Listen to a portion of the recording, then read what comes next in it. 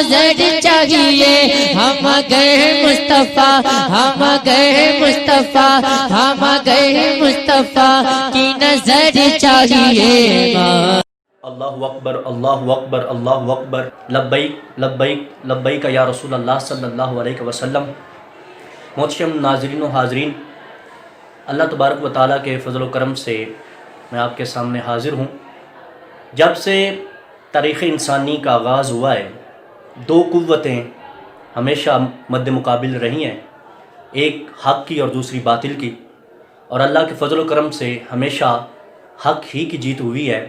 آپ تاریخ کا مطالعہ کریں تو آپ کو نظر آئے گا کہ حق کے مقابلے میں باطل کی صفوں میں آنے والے اللہ تبارک و تعالیٰ نے ایسا حالات کو پلٹا کہ وہی حق کی صداقت کو بلند کرنے کے لیے حق کی طرف مائل ہوئے، اور پھر انہوں نے جتنی اسلام کے خلاف کوششیں کی تھیں، اسلام کی خدمات میں اس سے بڑھ کر کوششیں کی۔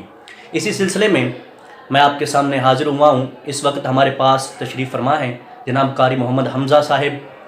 یہ پہلے مسلک وہابیت پر تھے، اللہ تبارک و تعالیٰ کے فضل و کرم سے انہوں نے مسلک حق اہل سنت والجماعت کو قبول کیا، اور اللہ تعالیٰ سے دعا ہے کہ اللہ تعالیٰ ان کو استقامت عطا فرمائے۔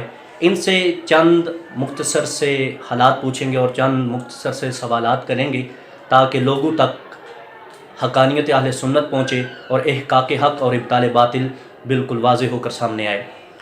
جناب محمد قاری حمزہ صاحب، میں آپ سے پس منظر کے بارے میں پوچھنا چاہتا ہوں مسلک حق اہل سنت کو قبول کرنے سے پہلے۔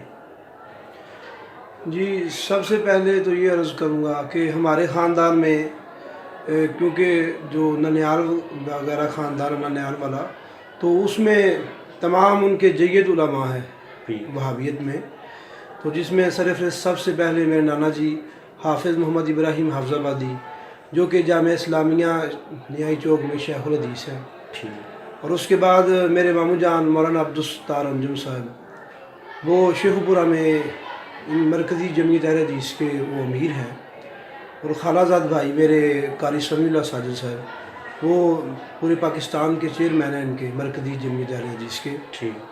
اور اس کے علاوہ میں خود بھی اپنے علاقے گجرانوالہ کا ناظم اعلیٰ ہوں۔ آپ نے درسیات کہاں سے پڑھے ان کے یہاں؟ جی، سب سے پہلے میں نے 4 سال جامعہ سلفیہ فیصل آباد میں پڑھا، اور اس کے بعد میں نے 2 سال دارالعلوم محمدیہ لنڈا بازار شیخ پورہ میں پڑھا، اور اس کے بعد دورہ حدیث جو بخاری شریف سب سے پہلے عمر صدیق صاحب سے پڑھا، اور اس کے بعد اپنے نانا جی جو عمر صدیق صاحب کے بھی استاد ہیں حافظ ابراہیم حافظ آبادی صاحب، ان کے پاس پڑھا۔ ماشاءاللہ، یہ درسیات آپ نے باقاعدہ سندیں بھی اس کی حاصل کی؟ جی الحمدللہ، لیکن جو بخاری شریف کی سند ہے نا، وہ اس کی تصدیق رہ گئی تھی، تو میں نے اپنے نانا جی سے دی، تو اس کے دوران ہی یہ معاملہ ہوگا، تو انہوں نے مجھے تک یہ خبر پہنچی ہے کہ انہوں نے اسے ضائع کر دیا ہے، اس وجہ سے کہ کہیں یہ نہ ہو جائے کہ ہماری سند کسی کے پاس چلا جائے اور وہ پروف کرے کہ بھی میں ان کے پاس پڑھ کر آیا ہوں۔ تو آپ کا کیا معاملہ ہوا؟ آپ کس طرح آپ نے اہل سنت کی طرف آئے؟ وجوہات اس کی کیا ہیں؟ اس سب سے پہلے پچھلے سال ربیع الاول شریف میں جمعہ شریف کے خطبہ میں نے یہ بات کہی کہ اللہ تعالیٰ نے قرآن مجید میں فرمایا بسم اللہ الرحمن الرحیم فلا وربک لا یؤمنون حتی یحکموک، فرمایا محبوب ہمیں آپ کے رب کی قسم ہے، اتنی دیر تک کوئی ایمان والا نہیں ہو سکتا جب تک وہ ہر مسئلے میں آپ کو اپنا حاکم تسلیم نہ کرے۔ بے شک۔ تو اس کی جو تفصیل ہے اس کے اندر حدیث بخاری شریف کی بھی حدیث ہے، نبی کریم علیہ الصلوۃ والسلام نے فرمایا اللہ تعالیٰ نے کوئی نبی ایسا زمین پر نہیں بھیجا جس کے 2 وزیر نہ ہوں، 2 وزیر زمین پر ہوتے ہیں، 2 وزیر آسمان پر ہوتے ہیں، اور فرمایا میرے 2 وزیر زمین پر ان کا نام صدیق و فاروق ہے، اور آسمان پر حضرت جبرائیل و میکائیل، اور فرمایا کہ یہ میرے وزیر ہے۔ تو میں نے یہ تشریح کی کہ اللہ تعالیٰ نے محبوب علیہ السلام کو، کیونکہ جس طرح آپ کو تمام انبیاء میں سے اعلیٰ مقام عطا فرمایا، اس طرح آپ کی بادشاہت بھی سب سے اعلیٰ ہے کہ اللہ تعالیٰ نے آپ کو اتنی بڑی بادشاہت عطا فرمائی ہے کہ آپ کے وزیر آسمان پر بھی ہیں اور زمین پر بھی۔ تو میں نے کہا اس سے ثابت ہوتا ہے کہ جس طرح جبرائیل و میکائیل زندہ ہیں، اس طرح صدیق و فاروق زندہ ہیں۔ اگر یہ وزیر زندہ ہو سکتے ہیں تو بادشاہ کیوں نہیں زندہ ہو سکتا؟ اور میں نے ایک بات اور بھی کہی کہ خدائی اللہ تعالیٰ کی ہے، لیکن اللہ پاک نے اپنے محبوب علیہ السلام کو اپنے کرم سے نوازا، یہ ہے کہ اللہ تعالیٰ نے خدائی اللہ کی ہے، بادشاہت نبی کریم علیہ السلام کو اللہ پاک نے عطا فرمائی۔ تو اسی وجہ سے کاموں کی میں میں پڑھاتا تھا وہ اسی وجہ سے مسجد میں، کیونکہ وہ کچھ احباب ایسے تھے جو مدرسے میں پڑھے ہوئے تھے، تو انہوں نے بحث طویل کی اور یہ بھی کہا کہ آپ نے جو یہ مسئلہ بیان کیا یہ بریلویوں والا ہے، اور انہوں نے میرے نانا جی حافظ ابراہیم صاحب کے پاس آ کر شکایت کی، بھئی آپ کے نواسہ ہے تو اس نے یہ بات کی ہے. تو میں نے ان سے کہا بھی حدیث شریف میں یہ بات آتی ہے، تو آپ مجھے اس سے کیوں روک رہے ہیں؟ ہم خود کو اہل حدیث کہلاتے ہیں، تو اگر ہم حدیث کو نہ مانیں تو پھر فائدہ کیا اہل حدیث ہونے کا؟ تو انہوں نے کہا بھئی یہ حدیث بیان نہیں کرنی چاہیے. اچھا. میں نے کہا وہ کیوں؟ حالانکہ سند کے لحاظ سے بھی ٹھیک ہے، اور امام بخاری جس پر آپ کا اتنا ایمان ہے کہ آپ کہتے ہیں کہ ان کے علاوہ کوئی حدیث بیان کرے، وہ ہمارے نزدیک قابل قبول ہی نہیں ہے. بالکل. آپ خود انہیں ائمہ مجتہدین میں کہتے ہیں کہ ان کی بات بالکل ٹھیک ہے، بخاری شریف کے اوپر اندھا دھندھا آپ اعتماد کرتے ہیں، حالانکہ کسی حدیث میں بھی نہیں آیا یا کسی قرآن کی آیت میں بھی نہیں آیا کہ قرآن کے بعد بخاری شریف کا درجہ ہے. ایسے ہی. یا کسی حدیث میں سرکار نے فرمایا ہو کہ بھئی بخاری شریف وہ کتاب ہے جس کا درجہ قرآن کے بعد ہے، اور یا یہ فرمایا ہو کہ بات ماننی ہے تو صرف بخاری کی مانی، کسی اور کی نہیں ماننی. ہاں جی، یہ بات تو کہیں بھی نہیں آئی. تو میں نے کہا پھر سب سے بڑی بات یہ بدعت ہوئی. ہم دوسروں کو کہتے ہیں کہ بھئی آپ بدعت کرتے ہیں، تو ہمارے خود مذہب میں، ہمارے عقیدے میں خود بدعت شامل ہو گئی ہیں. میں نے کہا اگر یہ بات حدیث بیان نہیں کرنی تھی تو ہمیں پھر چاہیے تھا کہ ہمیں اہل حدیث نہ کہلواتے. وہ یعنی کہ آئے بائے شائیں کرنے شروع کر دیا. تو وہاں سے ابتدا ہوئی میری یعنی کہ سرچ کرنے کی. ٹھیک ہے. تو قبلہ مفتی احسان اللہ نقشبندی صاحب جامعہ مدینہ العلم عالم جو گجرانوالہ میں، آپ کے پاس میں گیا. آپ کے پاس جا کر میں نے کافی یعنی کہ مسائل کے لیے تقریباً پہلے دن تو 3 گھنٹے تقریباً میری ان سے بحث مباحثہ ہوا. تو انہوں نے مجھے مختلف کتابوں کے بارے میں بتایا.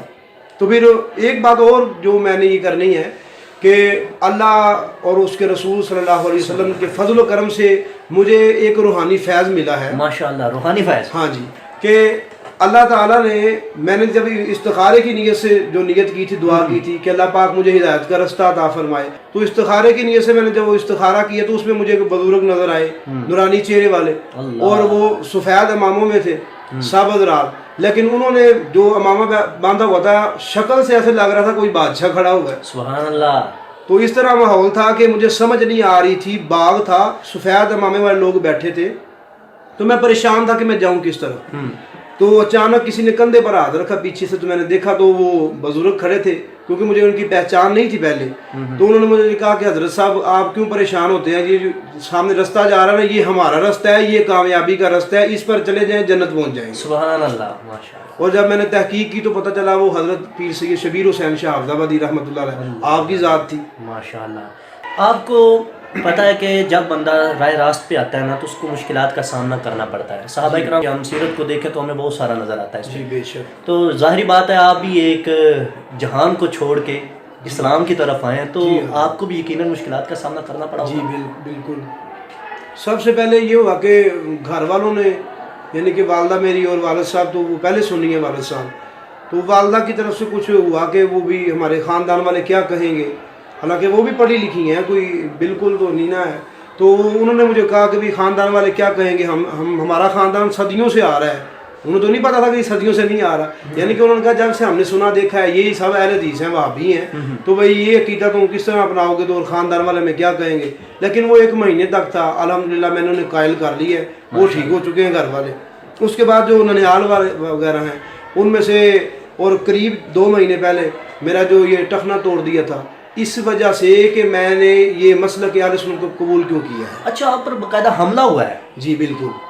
کس جگہ کے تھوڑی ڈیٹیل بتائیں گے آپ؟ جی یہ داتا دربار کے باہر، میں دعا کر کے باہر آ رہا تھا، تو میں ادھر شادی میں آیا ہوا تھا، تو خود میرے باقاعدہ مجھے پتہ ہے وہ امیر میرے ماموں جان ہیں جنہوں نے یہ اپنے آدمی بھیجے ہیں، تو جس کی وجہ سے میرا وہ ٹخنا ٹوٹ گیا. اور الحمدللہ اللہ رسول کا اتنا فضل و کرم ہے، وہابیت میں پہلے میرا 1 دفعہ ٹخنا ٹوٹا تھا، وہ 6 ماہ میں ٹھیک ہوا تھا. اللہ رسول کا اتنا فضل و کرم ہے، ابھی 2 مہینے پورا نہیں ہوئے تو میں کھڑا بھی ہوں. تو قبلہ مفکر اسلام کنز العلماء ڈاکٹر محمد اشرف آصف جیلانی دامت برکاتہ العالیہ، عقیدہ توحید سیمینار، جی یہ قبلہ کے ماشاءاللہ بہت ہی مشہور پروگرام ہے، اور ان میں بہت سارے لوگ راہ راست پر آئے. ان کے بارے میں آپ کیا کہتے ہیں؟ آپ نے قبلہ کے دلائل سنے، اس کے بارے میں آپ کیا روشنی ڈالیں گے؟ جی سب سے پہلے تو میں نے آپ کے قبلہ کے جو عقیدہ توحید سیمینار ہے، اور سب سے پہلے وہ جس میں قبلہ عمر فاروق توحیدی صاحب ماشاءاللہ اللہ پاک آپ کو مزید برکت عطا فرمائے، جس میں آپ نے اپنا اہل سنت ہونے کا اعلان کیا تھا، وہ سنا تھا. اور اس کے بعد ہے یہ جو پچھلے 3 سال ہیں یہ بھی سنے ہیں، اور اس کے علاوہ میں نے 2 خطبہ جمعۃ المبارک خود لائیو بیٹھ کر سامنے بیٹھ کر سنے ہیں قبلہ کے، اور اس کے علاوہ بھی کافی گفتگو آپ نے سنی ہے، اور جو آپ کے رسائل ہیں پچھلے جو گزر چکے ہیں ان کے سیمینار کے وہ بھی سنے ہیں، میں پڑھے ہیں میں نے، تو الحمدللہ ان سے بھی کافی فیض حاصل ہوا ہے۔ اس کے علاوہ تحقیق کے میدان میں حضور تاج الشریعہ رحمہ اللہ آپ کے بعد اگر کسی نے مضبوط طریقے سے علمی لحاظ سے اہل سنت کو اگر کسی نے ڈھانپا ہے اور سہارا دیا ہے تو وہ میں نے ڈاکٹر صاحب سے دیکھا ہے، یعنی کہ آپ نے وہ بات دیکھی ہے۔ اور سب سے بڑی بات جو میں کہنا چاہتا ہوں وہ یہ ہے کہ وہ تعریف وہ ہوتی ہے جو دشمن کرے، بے شک، تو میں نے یہ سر چڑھ کر بولے تعریف وہ جو دشمن ہاں جی، بے شک بے شک، وہ میں نے جامعہ مدینہ العلم میں یہ بات دیکھی جب استاد گرامی مفتی سامنا نقشبندی صاحب ماشاءاللہ اللہ آپ کو مزید برکت دے، آپ بخاری شریف کا درس ارشاد فرماتے ہیں، تو مجھ سے کہنے لگے بھی حضرت صاحب آپ نے دورہ حدیث کیا ہوا ہے؟ میں نے کہا جی الحمدللہ 2 دفعہ کیا ہوا ہے، تو مجھے فرمانے لگے آپ عبارت پڑھ کے میں سنائیں، تو میں نے پڑھا تو کہنے لگے آپ نے ویسے دورہ حدیث کیا ہوا ہے؟ میں نے کہا جی الحمدللہ 2 دفعہ کی ہے، تو کہنے لگے آپ عبارت پڑھتے تو ہیں لیکن اس میں غلطیاں بہت زیادہ ہیں، تو میں نے کہا بات یہ ہے کہ مجھے اس بات پر وہاں پر سند دی گئی تھی اس جامعہ میں سے وہابیت میں کہ بھئی سب سے اچھی سند پڑھنے والا یہ بچہ ہے، سب سے اچھی عبارت پڑھنے والا، جی سب سے اچھی عبارت پڑھنے والا۔ تو میں نے دیکھا جب انہوں نے کہا ہمارے طالب علم کو دیکھیں کہ وہ کس طرح پڑھتا ہے، جب میں نے اس طالب علم کی منہ سے عبارت پڑھنی جو اس نے شروع کی میں نے سنی، تو خدا کی قسم میں نے جتنی عبارت وہ اچھی پڑھ لیتا ہے ہمارے اساتذہ بھی نہیں پڑھ سکتے، اللہ اللہ اللہ، اور خود کو اہل حدیث دعویٰ یہ ہے، یعنی خود کو یہ کہتے ہیں کہ علم کے سمندر پہاڑ ہم ہی ہیں، اور عبارت کا یہ عالم کے بقول آپ کے اساتذہ کو بھی ویسی عبارت نہیں آتی جیسی عبارت اہل سنہ والجماعت کے طلباء پڑھتے ہیں، جی ماشاءاللہ ماشاءاللہ، اور یہ طالب علم کی بات، ہاں جی طالب تو قبلہ ڈاکٹر صاحب کی ماشاءاللہ آپ کی شان تو برابر ہے، جب آپ نے بغداد شریف میں پڑھا ہے اور ان سے پڑھا ہے جنہوں نے صحابہ کرام سے وہ حدیث لی ہیں اور آپ ان کے یعنی کہ سند یافتہ ہیں، آپ مستند عالم ہیں، تو آپ کی ماشاءاللہ علم کا کیا عالم ہوگا جب ایک اہل سنت کا چھوٹا سا طالب علم اتنی اچھی پڑھ لیتا ہے تو استادوں کا عالم کیا ہوگا۔ میں نے جو اپنے نظریے میں نے کسی سے سنا نہیں نہ کسی کے دباؤ میں آ کر یہ کہتا ہوں، خود اپنے نظریے سے یہ کہوں گا کہ ڈاکٹر صاحب ماشاءاللہ وہ عالم ہیں، اگر آپ کے سامنے کوئی بڑے سے بڑا بھی بد عقیدہ آدمی آ جائے نا، اگر وہ جادوگر بھی ہو تو ڈاکٹر صاحب کے علم کے جادو سے اس کا اپنا جادو ٹوٹ جائے گا انشاءاللہ۔ اللہ کے فضل و کرم سے حضور علیہ الصلوۃ والسلام کی نگاہ کرم سے یہ ملا ہے آپ کو کہ ماشاءاللہ آپ نے اتنا کام کر رہے ہیں، میں دیکھ رہا ہوں ابھی میں نے جامعہ دیکھا ہے ماشاءاللہ، اور بغیر کسی ڈالر کسی ریال کے بے شک ماشاءاللہ باہر سے کوئی امداد نہیں آتی، تو آپ نے خود پاکستان میں خود کو اس طرح مستحکم کیا کہ آپ نے اتنے کم عرصے میں اور اتنا 24 گھنٹے میں آرام بھی نہیں کرتے اور آپ اس طرح ماشاءاللہ سرکار کے دین کو پھیلا رہے ہیں ماشاءاللہ، اور امید کرتا ہوں انشاءاللہ مزید بھی آپ اس طرح کرتے رہیں گے، اللہ آپ کو مزید برکت عطا فرمائے، آمین بجاہ نبی الامین۔ ناظرین سنا آپ نے، یہ اللہ تبارک و تعالیٰ کی خاص قبلہ مفکر اسلام کنز العلماء ڈاکٹر محمد اشرف آصف جلالی صاحب پر نگاہ کرم ہے کہ اللہ تعالیٰ نے اتنی کوالٹیوں سے اور اتنی خصوصیات سے نوازا ہے۔ اس وقت آپ نے گفتگو سنی حضرت علامہ مولانا محمد حمزہ قاری صاحب کی، اور آپ دیکھ لیں کہ اللہ تبارک و تعالیٰ حق کو خود بلند فرماتا ہے، اور یہ ہمارے لیے قابل فخر بات ہے کہ ایک ہوتا ہے عام بندہ، جاہل بندہ جس نے درسیات اور دین کو زیادہ نہیں پڑھا ہوتا، اور ایک ہوتا ہے کہ جس نے پڑھا ہو پھر 2 مرتبہ دورہ کیا ہو، تو دیکھ لیں ان کا دورہ چھٹ گیا اور اللہ تبارک و تعالیٰ نے ان کو سرکار صلی اللہ علیہ وسلم کی غلامی کا دورہ عطا فرما دیا ہے۔ میں اللہ تبارک و تعالیٰ سے دعا کرتا ہوں کہ اپنی مزید رحمت کے صدقے حضور مفکر اسلام کنز العلماء ڈاکٹر محمد اشرف آصف جلالی کو مزید ترقی عطا فرمائے، اور آپ کے علم میں، حلم میں، کاروبار میں، مال میں، جان میں، عزت میں، آبرو میں خیر برکت کا نزول فرمائے، اور علامہ صاحب کو مسلک حقہ اہل سنہ والجماعت پر استقامت عطا فرمائے۔